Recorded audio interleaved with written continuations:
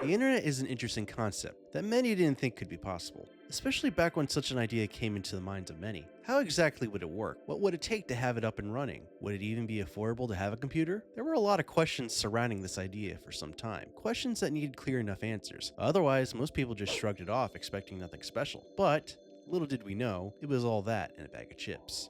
When the 90s rolled around, the age of grunge rock, when people were actually still touching grass, the nerds back in the lab were cooking up something nobody even thought about until it hit the scene.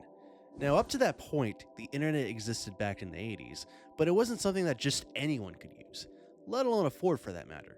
It was only restricted to use in educational settings. They didn't have to go as far as to extend the olive branch to us. They could have easily kept the entire network to itself as a digital library. But seeing as how there was money to be made, which, oh wow, imagine that, getting a home computer that could not only do your taxes, but also access a wide variety of information at one's fingertips was untapped potential that was worth the time and effort to get working. Because money. There's a lot that went into making it possible to allow us to use it today. But that in itself is probably the biggest rabbit hole to go down, and I don't think you all expect me to really explain the history outright. I'm no nation squid when it comes to any of that. We're talking like maybe 50 to 60 years of development of the internet as a whole here. As intriguing as that all might be to learn about, this unfortunately isn't that kind of video. This is about something more important than that. Something that is going on that at the moment is going to jeopardize everything that we've known and loved about the internet. It's no secret that since the internet rose to prominence, governments all across the globe have been trying to pull the reins on the horse because of how quickly it was evolving. You could shop for anything you wanted, meet people from other countries, pay whatever bills you might have had due that month, and most importantly, your taxes. Gotta file those or else. And that's just scratching the surface of all the possible things you can do on it. But the most important thing that you have as someone who uses the internet is a general sense of freedom. You're able to hide your identity quite easily, to be a faceless entity that nobody will ever figure out, and it opens up the possibility of even causing a shitstorm, should you so choose. 4chan, for example, is a place where anonymity is pretty much guaranteed, so long as you mask your IP at the very least. So over the years, we've gotten some rather infamous and interesting moments that have occurred, all thanks to anonymity. But why would you want to have that at all? Why not have yourself exposed to the world? Well, you see, dear viewers, or at least the 3 viewers who would ask such silly questions, being anonymous means not just causing problems for people, but you can also share as many hot takes as you want. Perhaps even share something that you've done that you wouldn't want traced back to you. Like say for example you have a spicy story, or perhaps an experience worth sharing, but you don't want it to tie back to your main account, so you make a throwaway account for that occasion, and hopefully of no consequence, so long as the details aren't incriminating. Speaking of which, there are criminals who share their crimes. A reality to this that is to be expected. So long as there's evil in the world, it is bound to exist in the darkest corners of the internet. Of course, not every crime is shown in every obvious place. I'm sure you've all heard of Tor, an internet browser that lets you dive into the exclusive cesspool known formally as the dark web. Anything you think of that's illegal, you can find it there, so long as you make the proper precautions. Not that I advocate using it by any means necessary. There are some rather unsavory websites that you'll stumble upon, and probably wish you had never seen in the first place. There's just so many layers to it that are quite astounding, and just highlight the kind of danger that lurks beneath what we typically see. And being someone that first started using the internet as a child, I have encountered and seen some things that I probably shouldn't have seen at the time. This was just an inevitable part of the experience. Curiosity killed the cat, so to speak. It's a hot topic that's debated by many parents, that the internet is just too unregulated, that something needs to change for the better, because they don't actually want to do anything themselves. We don't need to change, the internet needs to change. But that in itself is rather problematic, and easier said than done. Because while that all sounds good on paper, in action it's a whole lot different, and could affect everyone in ways that could be more harmful, if anything. You may have noticed that if you're an avid gamer, or maybe just a corn enthusiast, that Steam and many other platforms are bending the knee to credit card companies, in a manner that could potentially be more in fact harmful for everyone involved. Because while I don't really care for all the low-effort corn games that are being removed from Steam per se, it's a dangerous slippery slope that could lead to not just games being removed, but outright censored to appease the credit card companies in order to enforce standards. The major ones that are causing all these problems are Visa, MasterCard, and PayPal. These are the most common credit cards that everyone tends to use on a regular basis, which really goes to show you how big of a monopoly they have on all this, enough to want to put pressure on something like Steam that relies on those transactions to keep those things running smoothly for all, because without those payment methods, we're pretty much screwed.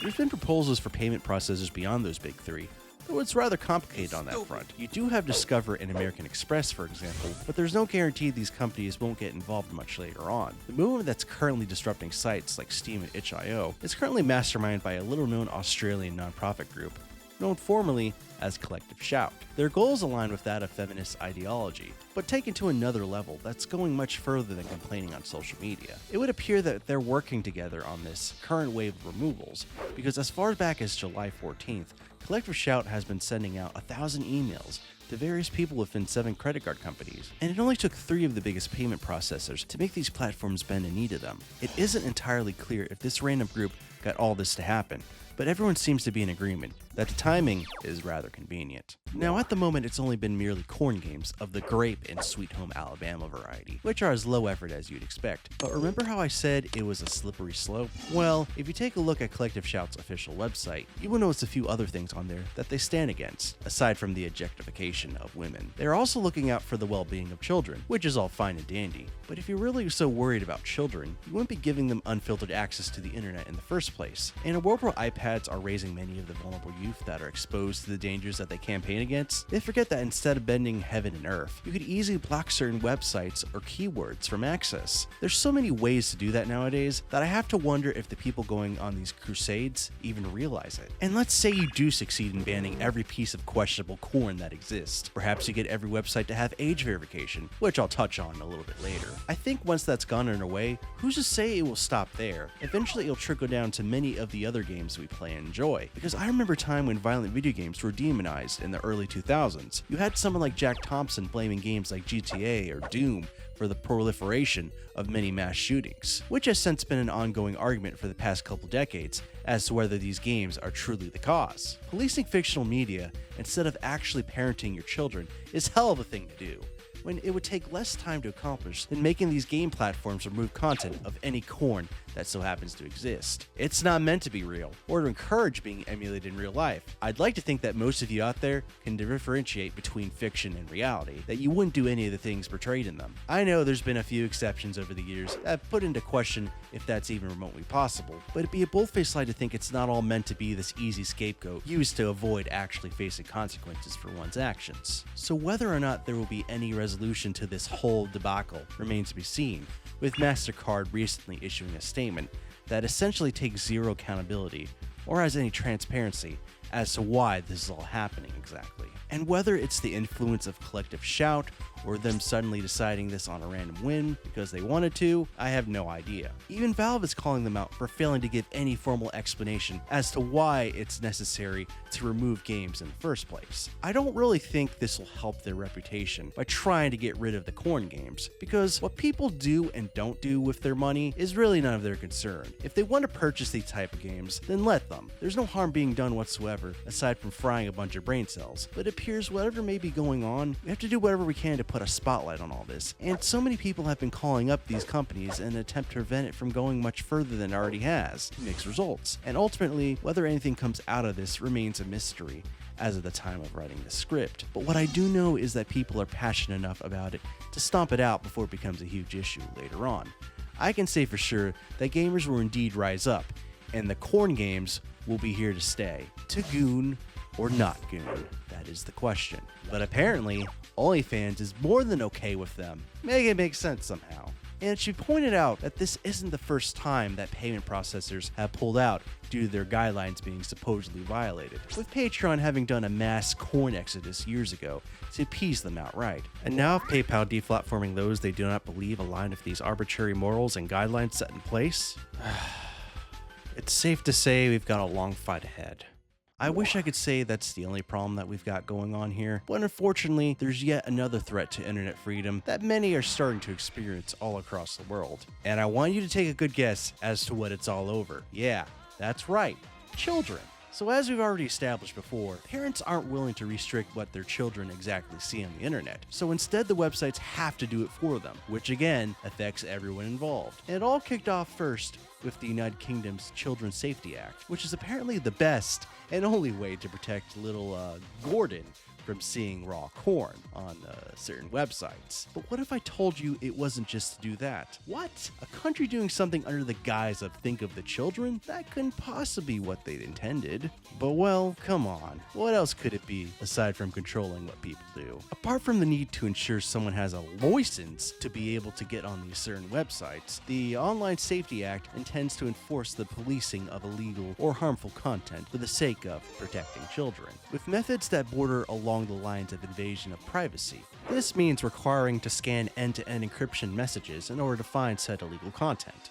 And as mentioned before, this also meant enforcing the need for age verification on not just the corn sites, but also many popular social media websites or programs from Discord to even Spotify.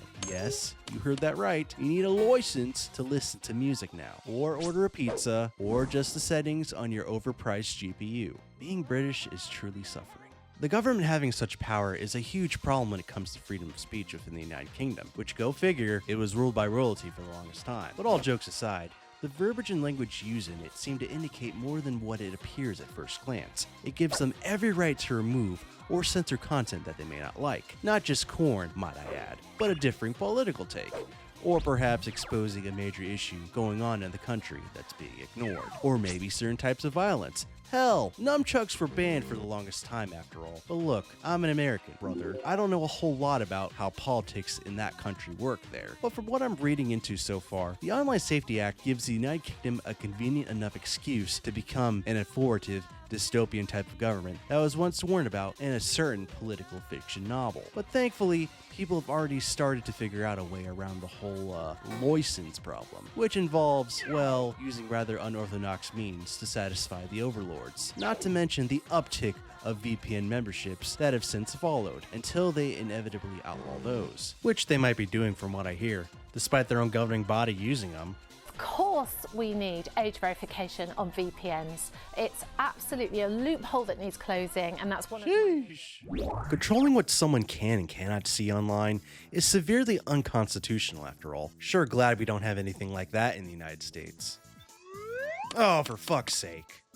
So to be clear on this, it's a proposal. It hasn't hit Trump's desk and is ready for immediate approval. That's not how it works, at least for now. For those of you outside the United States who aren't aware, in order for any act to actually pass into law, it needs to go through the Senate, then the House, then to the President, and only then is it approved to become a law. At the moment, it's only a proposal at that, meaning it's still too early to really say if it'll actually pass. With that being said though, it isn't all that different from the UK version. It would do about the same things that I've already discussed at length, essentially tracking everyone's online activity under the guise of protecting children. But what this all seems to be is another way for governments to have greater power of what's on the internet, to ensure nobody can say or do anything they don't like. It's as simple as it can get. Control is the name of the game. And it'll only be a matter of time before other countries across the world soon begin to adopt these similar laws. And with it happening so close to home, you know I'll be making it known that we can't adopt these same measures either. And while we're on the subject, YouTube, being the knee-jerk kings with all this, has decided to throw its hat into the ring and get a head start before we get our own think of the children law by enforcing the need for age verification. Now, how do they plan to do that? With everyone's favorite misused tool, AI. Essentially, the plan is to have AI make a guess